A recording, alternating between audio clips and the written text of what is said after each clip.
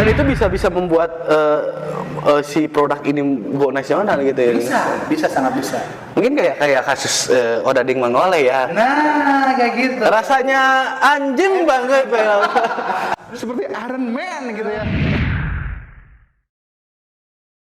Itu mungkin seperti itu ya. Bisa itu free publicity. Si Mang Oleh dengan si Mang siapa tuh? Ada Londonya itu ya. Bekerja sama seperti itu. Berarti itu komunikasi yang seperti itu sangat bagus untuk itu metode pemasaran salah satunya. Bisa lokal pun bisa jadi nasional internasional. Berarti dengan secara tidak langsung itu ketika produk ini sudah go nasional, masyarakat daerah sendiri akan bangga dengan produknya ini. Sangat Promosikan diri gitu. sangat bangga. Makanya kenapa Majalengka sekarang punya hashtag apa? Majalengka Eksotik Sundalen. Ya, Majalengka Eksotik Sundalen gitu ya. Kenapa? Karena memang kita punya eksotik Sunda gitu ya, tataran Sunda yang sekarang lagi booming gitu ya, mau Sunda atau mau Jawa Barat gitu ya. Itu Majalengka kita sudah punya gitu ya. Dan karena punya itu, maka ada yang berbeda dari yang lain-lainnya, dari daerah lainnya. Nah, saat yang berbeda itu, yang dicari berbeda dan kelangkaan, kita banyak dicari dan kita butuh ilmunya aja pemasarannya agar tahu. Dan itu tidak satu A, ilmunya tidak satu A. Ada beberapa ilmu-ilmu strategi yang saling berkaitan dan kita harus dipelajari. Nah, itu untuk pemasaran jadi saya kepikirannya. Kalau pemasarannya itu dengan pola ini yang semakin banyak dan banyak yang menggunakan ini, apa tidak menjadi yang berlebihan gitu? Maksudnya ditiru gitu ya? Jadi banyak produk ini menjadi massal dan menjadi berlebihan gitu. Ketika misalkan katakan saya buka produk ini nih. Oke. Oh ya ini ada kopi, katakan saja nih kopi enak banget loh Pak ini. Oh, udah coba. Udah tadi dicoba. Sekarang mau coba lagi dulu ya Pak ya. Ini tuh kayaknya kopinya sejenis nyatakan aksimu, menambah keberanian diri untuk mengatakan isi hati. Jadi kalau kita minum kopi ini, kita bisa berani mengatakan isi hati, nembak cewek gitu. Jangan ke saya nembak ya Pak. Jangan ke saya. Saya masih normal. Yoga gimana mungkin? Enak ya? Enak. Iya. Jadi balik lagi ke topik kita tadi. Ketika produk ini menjadi banyak dan secara pemasarannya ini sama gitu, apakah tidak menjadi berlebihan dan apa ya? Kalau istilah ekonomi apa sih, supply and demand-nya itu tidak seimbang gitu. Gimana tuh untuk dari ilmu komunikasi sendiri itu Pak? Sebenarnya strategi itu kan tidak cuma satu, pemasaran itu banyak gitu ya. Dalam saya kalau ngajar di kampus itu ada 8 minimal yang saya suka tularkan. Dari mulai advertising, iklan, dari mulai sales promotion, dari mulai public relation, word of mouth, dari orang ke orang, testimonial itu word of mouth, kemudian apalagi direct marketing gitu ya, dan lain sebagainya. Itu tidak hanya satu saja. Jadi ada beberapa strategi yang bisa kita combine sehingga nanti produk ini kopi, produk tadi kain apa? Gadot gitu ya. Produk apalagi website ataupun contohnya medsos ulin, medsos ngetrip. Tidak mungkin satu strategi, pasti berbeda-beda. Nah, kita harus pelajari dan itu harus belajar dong tentunya. Gitu. Berarti untuk produk yang sama pun kalau di ilmu komunikasi itu bisa misalkan ya kayak tadi ngobrolin ulin sama ngetrip itu. Ketika kita meng-up antara ngetrip dan ulin ini kan sama nih si produknya adalah wisata. Nah, untuk bisa membedakan itu dengan ciri khasnya masing-masing itu gimana tuh? Bisa. Dari ilmu komunikasi untuk kita berdua saran juga ya kita ya. Bisa. Oh. Contoh gini. Kalau ulin kan sebenarnya Sunda ya. Ulin kan main kan. Kalau ngetrip itu kan bahasa Inggris ya. Indonesia. Cuman kalau Inggris padanan lah. Gitu. Padanan gitu ya. Trip itu kan perjalanan kan. Nah, tapi ngetrip gitu ya, ngejalanan gitu ya. Nah, main sama jalan. Sebenarnya kan main sama jalan kan ada dua yang sama tapi berbeda. Kalau main mah nggak jalan-jalan pun bisa. Kalau nggak trip pasti harus jalan. Iya, harus jalan. Gitu kan. Nah, kalaupun tetap wisata tujuannya dibedakan. Kalau ini pasti ada hackingnya, gitu ya. Ada sesuatu yang tuju dari titik A ke titik B. Kalau ini mah tanpa di titik A ke titik B pun bisa kita tetap bahagia, gitu kan. Kayak gitu. Jadi ngebedainnya contohnya nih kalau dalam video langsung di tempat tujuan. Kalau ini mah enggak, kukurusuk dulu gitu. Simpelnya seperti itu ya. Contohnya itu contoh dalam buat video gitu ya. Contohnya kalau ulin mah contohnya meskipun contohnya di sesuatu yang sesuatu yang sudah biasa kita ketemu di sungai, tapi gara-gara oleh konten ulin bisa menjadi lebih menarik lagi gitu ya. Main di sungainya kayak gimana? Tapi kalau contohnya kalau ngetrip gitu ya, mencari sesuatu yang baru. Ini Majalengka tahu contohnya, Gunung Panten tahu, tapi ada yang sudut-sudut yang belum tahu, ngetripin sama ngetrip gitu. Nah, itulah cara-cara bagaimana kita harus memahami dulu konsep dari branding masing-masing. Nah, kembali ke ilmu lagi, namanya branding. Branding itu adalah merek. Kalau merek itu pasti ada diferensiasi dari nama berbeda dan dari filosofi pun berbeda. Kayak gitu. Makanya mungkin maaf nih punten ya. Mungkin Ulin Majalengka dan ngetrip Majalengka saya nggak tahu tujuannya apa. Pada saat saya tadi menjawantakan, ngetrip mah kayak gini deh bagus karena dari namanya aja. Kalau Ulin mah kayak gini loh, tanpa nyutingin jalannya pun hanya ngomongin sebuah sungai aja tapi dibuat menarik, itu udah Ulin. Tapi kalau ngetrip, meskipun tempatnya udah pernah kita kunjungi tapi kita belum pernah menerusuk kemana-mana, kukurusukan gitu ya, itu ngetrip loh orang-orangnya. Saya sepakat dengan apa yang Pak Syam sampaikan tadi ya. Bagaimana? Iya, karena memang tetap bisa. Back to basic ngetrip, cerita dikit. Karena memang pada awalnya ngetrip terlahir itu karena kita sering menjelajahi, menemukan tempat-tempat baru di Majalengka. Karena memang kebetulan sekarang sudah banyak yang dibuka, mungkin kita harus merubah point of view kita. Bagaimana bukan merubah point of view, balik lagi ke basic, melihat sudut pandang yang berbeda di satu wisata tersebut. Mungkin itu ya. Iya, jadi ya itu branding dari ngetripnya itu, jalan-jalannya itu yang perlu terus ditingkatkan atau dipertahankan. Kalau Ulin ya mainnya itu, meskipun di tempatnya yang biasa tapi pola mainnya berbeda gitu ya. Kumaha kayak contohnya di sungai serodotan, di sungai contohnya main cai, di sungai contohnya foto-fotoan, di sungai contohnya main gatrik gitu ya, di sungai papalidan. Kan beda-beda itu. Gitu kan.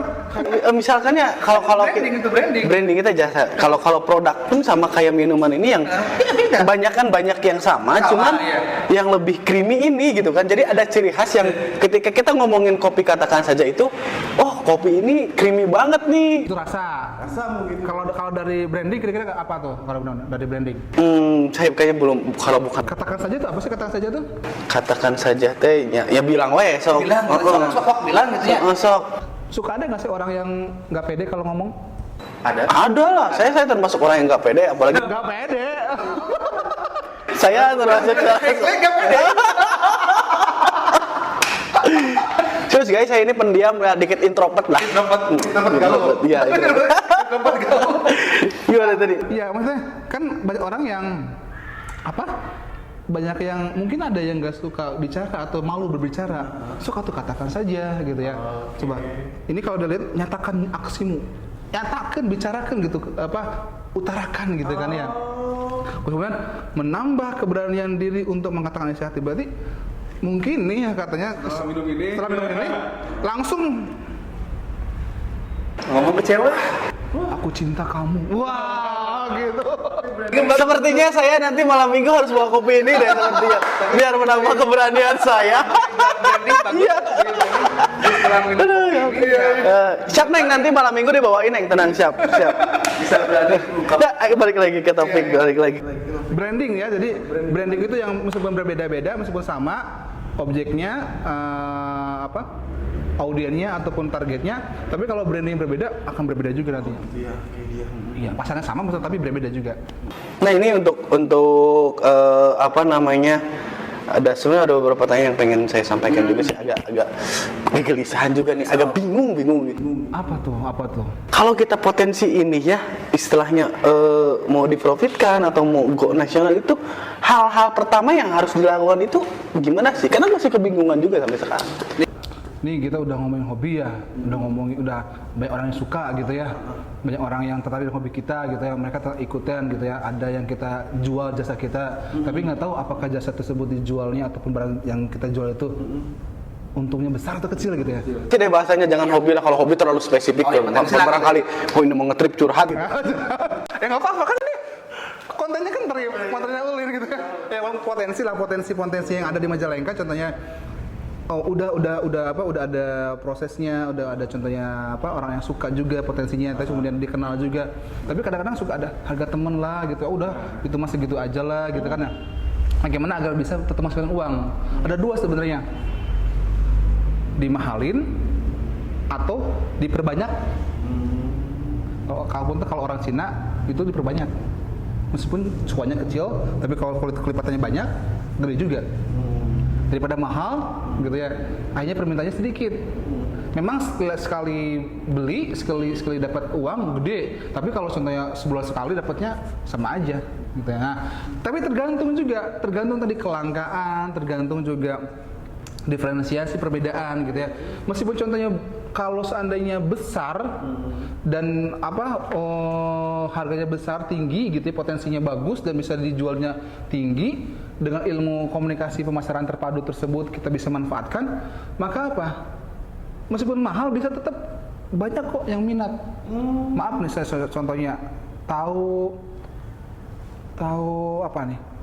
merek kamera Sony lah dengan Nikon, dengan satu lagi Canon, mana yang mahal? Sony Pak. Apple dengan Oppo dengan Apple ya. Saya belum kebeli iPhone Pak sampai sekarang. Aduh. Om pengen iPhone Om. Nah, tapi kenapa kok masih ada orang yang ngejar-ngejar untuk dapetin Apple atau dapetin Sony, nabung gitu ya? Dan itu nggak akan terkalahkan sama yang lain juga. Kenapa coba? Karena brandingnya kuat. Positioning di otaknya itu, kalau pakai ini mah gaya. Kalau pakai ini mah gaya, kualitasnya terjaga. Begitu pun potensi di Majalengka. Kalau kita mempertahankan gitu ya, bahwa hanya orang tertentu yang bisa main di desa ini, contohnya hanya orang tertentu yang bisa minum di sumur ini. Suka ada kan kayak dikeramatkan, disakralkan ada. Hanya orang tertentu yang bisa ngikutin acara ritual ini, gitu ya. Nah pada saat itu dipertahankan, diberikan sebuah branding yang kuat, maka meskipun mahal, dicari tuh. Terlengkap kalau saya nggak ke Majalengka ikutin acara itu, nggak lengkap kalau contohnya saya main di Majalengka kalau nggak mampir ke sini, nggak lengkap kalau saya ke Majalengka nggak beli bolu ini gitu ya. Kayak misalkan nggak lebih kalau ke Majalengka nggak ke Penyawian deh, bukan ke Majalengka. Nah gitu, pertahankan itunya gitu, kemudian buat bahwa itu menjadi sebuah sesuatu yang langka, dan kalaupun contohnya dinaikin harganya, maaf ya, itu bisa menjadi sebuah komoditi dan bukan lagi hanya di lokal, tapi nasional bahkan internasional. Wow, Majalengka punya eksotis Sundaland brandingnya yang memang paparan Sunda ataupun daerah Sunda itu hanya di Majalengka yang punya. Nah, gitu di daerah lain nggak punya gitu. Kayak. Tadi poin-poinnya adalah seperti itu ya. Poinnya ya kan branding tersebut nanti. Kalau potensi itu tidak terlepas dari yang namanya sumber daya manusia, Pak ya. Nah, ini yang jujur paling sulit menurut saya, bagaimana meningkatkan atau kita mengembangkan SDM yang ada di sini. Nah, jadi kalau menurut keilmuan sendiri nih, ilmu komunikasi sendiri, ada nggak sih tips-tips atau giat-giat yang efektif untuk meningkatkan SDM ini sendiri gitu? Paling mudah ngobrol. Kita nih, podcast kita kan ngobrol kan, yang tadi nggak tahu jadi tahu kan, gitu ya. Saya juga tadinya nggak tahu tentang nge-trip, tentang Ulin, jadi akhirnya tahu kan dari ngobrol tersebut. Kalau ngobrolnya lagi ditingkatkan lagi, akhirnya ilmunya banyak kan. Kalau diseringin lagi, akan menjadi bagus lagi. Kalau ngobrolnya diseringin, ada lembaganya, ada ilmu yang baru, ya sekolah lah, kuliah lah, dan kuliah tentang memasarkan produk, mengkomunikasikan produk dan jasa, ya di komunikasi. Di Majalengka di mana komunikasi yang ada? Di mana coba? Di mana ya? Kuliah komunikasi yang ada di Majalengka? Mana ya? Di mana ya? Teman-teman tahu nggak kalau yang komunikasi yang ada di Majalengka di mana ya? Oh di Unma, iya di Unma, ya Allah lupa, ya Allah lupa di Unma. Iya gara-gara tadi tuh gara-gara belum minum ini kayaknya jadi susah buat katakan Unma. Iya. Belum baru bisa. Memang ilmu komunikasi di Unma itu memang sekarang kayaknya semakin meningkat aja. Alhamdulillah 2 tahun terakhir ini kita terus naik terus. Alhamdulillah. Udah banyak juga lulusannya. Alhamdulillah lulusannya sudah dari pemerintahan, ada juga yang di luar negeri. Ada juga entrepreneur sendiri gitu. Ada yang jadi DJ di Singapura. Seriusan? Ada. Ini keren banget. Jadi memang benar diterapkan ilmu komunikasinya nih. Ini. Ada yang jadi langsung lulus kuliah jadi kepala marketing, manajer marketing di sebuah lembaga pendidikan gitu kan. Kemudian juga jadi guru juga ada yang jadi guru gitu ya. Ada jadi PR. Kan sekarang tuh banyak kuliner tuh ya, yang franchise yang apa. Nah, salah satunya ada yang jadi PR-nya untuk bagaimana membuka franchise di beberapa kota gitu. Ya karena memang belajar tentang marketing komunikasi, pemasaran, bagaimana tentang image, ngartis gitu ya, terkenal itu orang-orang komunikasi. Di Unma tuh diajarkan seperti itu ya mahasiswa. Dan sekarang untuk menjadi entrepreneur communication, komunikasi orang-orang wirausaha tapi di bidang komunikasi industrinya. Ini gak bingung kayaknya kalau lulusan dari ilmu komunikasi di Unma tuh, kalaupun gak dapet kerja dia bisa membuka lapangan kerja kayaknya gitu ya. Dengan apa yang dia punya gitu ya. Bisa minimal dia bekerja dengan sendirinya, profesional gitu ya. Setelah bagus, bisa membuka lapangan pekerjaan. Bisa bekerja sendiri juga bisa. Saya umur segini masih bisa kuliah. Bisa. Ini cocok kok, rambutnya udah cocok. Serius. Banyak anak-anak komunikasi yang di highlight banyak. Sebenarnya ini bukan kecet sih karena terlalu lama ngangon embe, Pak. Jadi kayak gini, gradasi kayak gini ya. Mohon maaf nih. Ada yang ditanyain nggak Ulin barangkali ke Pak Syam ini? Udah banyak ditanyain. Udah mewakili tadi ya kita ya udah ngobrol di belakang ya diwakili ya. Sama. Ya lu barangkali mau itu gimana mengkomunikasikan hubungan yang baik barangkali dengan perempuan gitu. Udah enggak jujur aja enggak apa-apa. Bener, balik lagi. Ilmu komunikasi ini ternyata memang sangat bermanfaat bagi ini ya Pak ya. Tadi soalnya saya udah menangkap beberapa poin kayak untuk pengembangan SDM, pengembangan potensi juga. Ternyata melalui dengan komunikasi yang baik itu dan emang kita teredukasi masalah komunikasi ini akan meningkatkan potensi dan SDM di Majalengka khususnya gitu ya. Bisa. Itu memang orang-orang komunikasi memang diajari untuk menjadi kreator di bidang komunikasinya, turunannya tuh ke tadi tour and travel, ke wisata gitu kan, ataupun contohnya di bidang-bidang jasa yang lainnya. Bahkan jasa nemuin orang satu dengan yang lain yang tidak berani ngomong, hanya jadi berani ngomong, itu ada jasanya dan itu bisa diuangkan loh. Berarti saya bisa ngomong gara-gara deket Pak Syam nih kayaknya ya. Jadi ketular gitu nih saya bisa jadi bawel kiai gitu ya. Ya lanjut Pak ini selingan aja dong mohon maaf. Jadi intinya tuh memang dilatih dan diajarin gitu ya, dan banyak prakteknya bagaimana bahwa anak-anak komunikasi itu bisa kreatif gitu ya. Kreatif salah satunya tadi untuk memasarkan produk-produk. Karena dengan komunikasi pemasaran terpadu, jadi memasarkan dengan pola-pola komunikasi yang dipadukan dengan berbagai hal gitu, maka apapun itu bisa dijual. Karena nggak mungkin sales diem baik. Betul. Diem baik sales, pernah ada nggak model diem baik gitu ya? Pakai contohnya cantik, make up, diem baik, tapi di foto atau contohnya pakai video gitu ya. Dia apa tuh kalau sekarang tuh rokok yang sekarang tuh pep. Saya mah nggak ngerokok soalnya putin ya.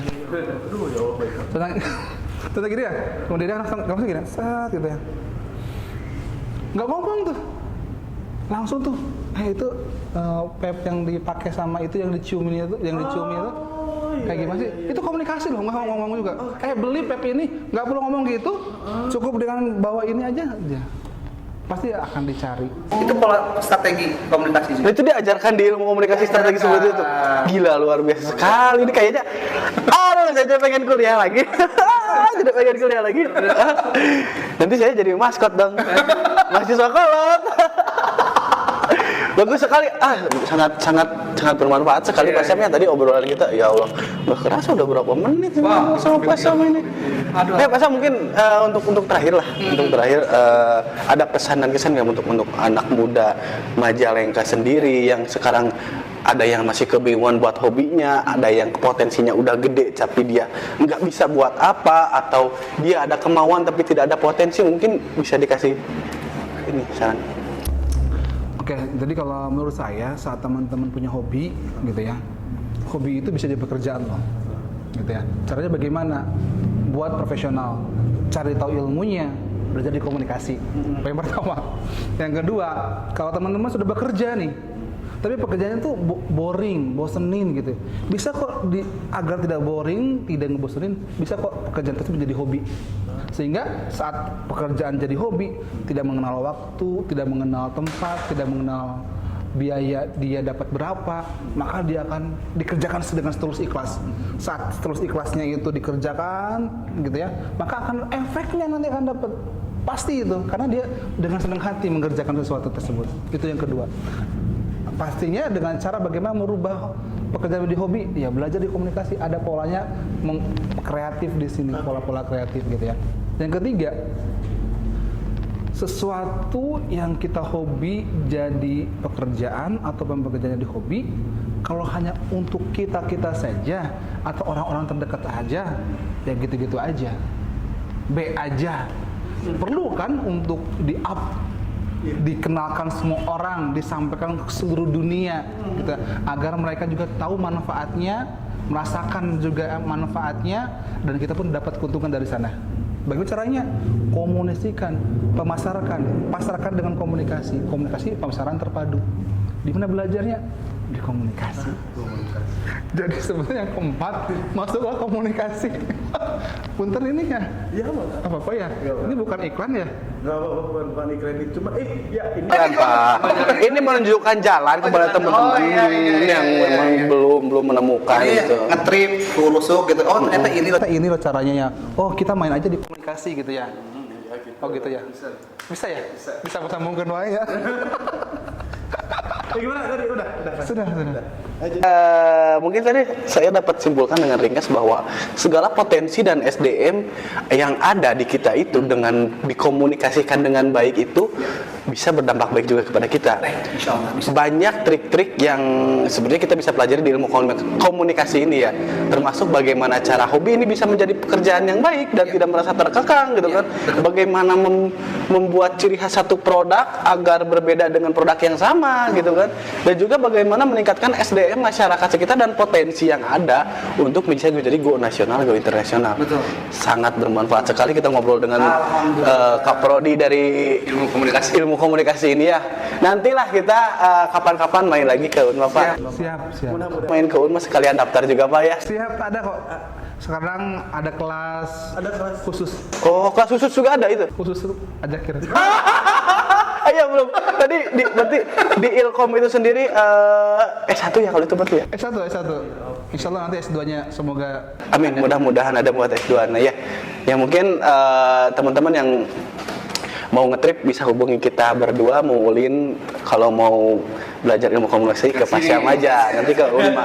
Serius loh, ini bukan iklan Unma ya, bukan, tapi bagaimana teman-teman itu mengkomunikasikan apa yang teman-teman punya ke halayak banyak biar bisa diterima juga kan, bisa meng-up juga. Mungkin seperti itu ya Pak Syam. Jadi biar kita bisa mengatakan sesuatu Pak Syam, segitu aja mungkin ya podcast kita ya. Nanti kita dilanjut lagi, ini seriusan nanti kita lanjut lagi ngobrol lagi karena berhubung waktu juga. Teman-teman terima kasih sudah menonton. Pak Syam terima kasih sudah hadir di sini. Ulin Majalengka nanti kita collab lagi ya bro ya, kita main-main lagi. Terima kasih teman-teman sudah menonton podcast kali ini. Sampai bertemu di podcast selanjutnya dan ambil yang baik, tinggalkan yang buruk. Salam ngetrip Majalengka. Ulin juga. Gini dong Pak. Yeah. Udah closing udah.